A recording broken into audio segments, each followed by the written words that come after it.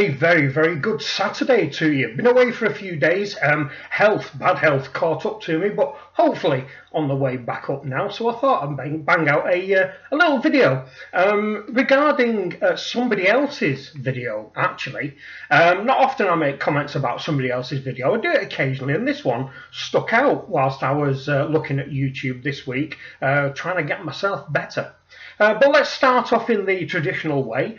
Here in Manchester today, Saturday the 14th of January, we have had over the last couple of days some of the white stuff, some of the cold white stuff blowing in, but it hasn't lasted, it's disappeared. But now a chilly but relatively pleasant day, so that's not bad. So let's move on. I apologise if some of you have seen this video already, but it may well bear out some healthy comment stroke debate in the comment section down below. If you haven't seen it, I will put a link to the video down below, and I suggest you have a look at it and then maybe bang your thoughts down in the comment section. Now, the video that I'm talking about was one that was made about a week ago by our friends at Watchfinder. Now, obviously, what we've got with Watchfinder is a trusted source for pre-owned, pre-loved watches, who we, I think, would all agree, know a little bit about these great little machines that we wear on our wrists. And this video that they were talking about on this particular occasion were these bad boys, not the Hulk in particular, but Rolex as a brand. And the video was about, can you spot a fake Rolex? Now, the conclusion that they came to was this, was that over a good number of years, we're all aware that all over the internet you can buy a Submariner replica for anywhere from about $50 through to one of the high-end ones at maybe $300, so on and so forth. Now, what Watchfinder did, which I found really interesting, they had a genuine subby and a fake subby, and did literally a side-by-side, like-for-like comparison between the two. And I won't tell you the kind of things they looked at. Watch the video and see it for yourself. But the conclusion they came to was this, and this is the reason that this has kind of prompted this video from me. They basically said that the quality of a replica now is fantastically good. The etchings, etc., are getting very, very close. As far as all the minor details, the laser etching inside on the chapter ring and that kind of thing is all amazingly good, and so on and so forth. But the main point they came to at the end was that as the Chinese have made these progressions where it's getting very, very difficult for the untrained eye to spot a replica in a relatively short time, where will the replicas stand in maybe a year or 18 months? How good will they be then? So here's the question. So prior to me asking the question, let me ask you this, a little favour.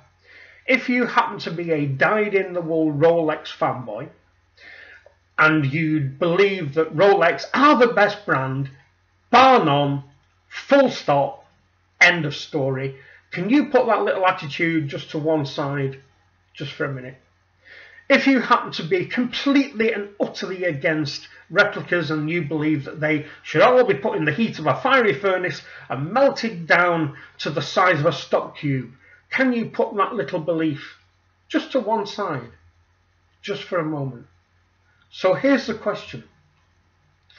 If the development of replica watches, no matter what brand, I know they were talking about Rolex in this video, if they have got so good that even Watchfinder themselves are underpinning how good the quality is now, in a year or 18 months when maybe the manufacturing techniques have moved on, what happens if, and this is where the question goes into two parts, they get so good that even people like Watchfinder can't see a difference between the genuine article and a replica?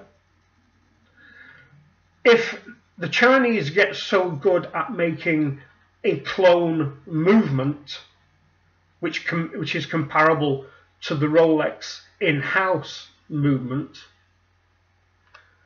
why would we buy the genuine article?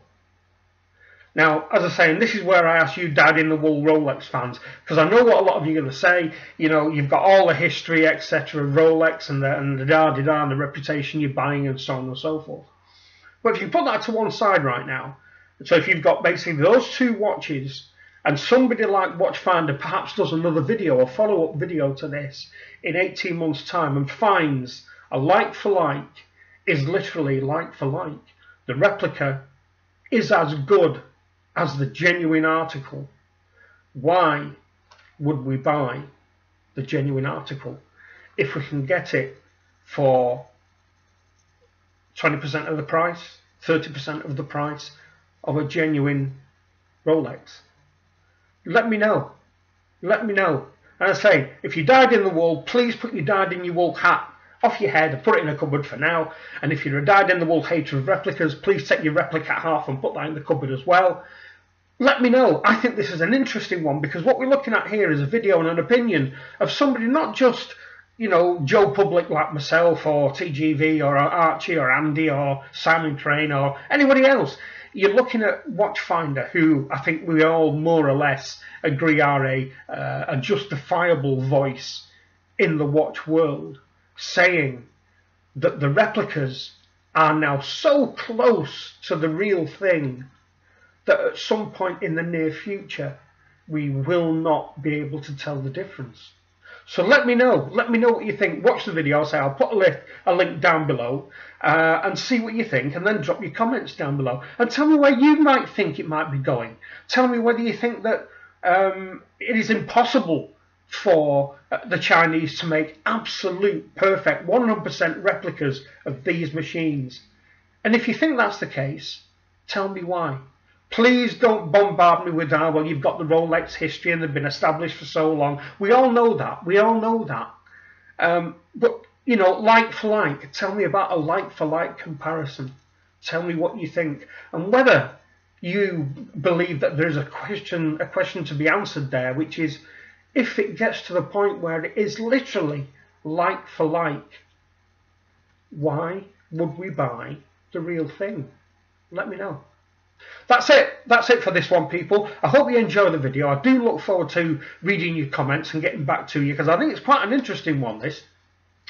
Sorry I've not been around for a few days. As I say, I've not been particularly well, so if I've not got back to you and you have subscribed to me, I will try and do that over the next few days. Thank you very much indeed for subscribing. I have noticed my numbers have gone up, and I will drop you a little note as per usual sometime within the next week or so.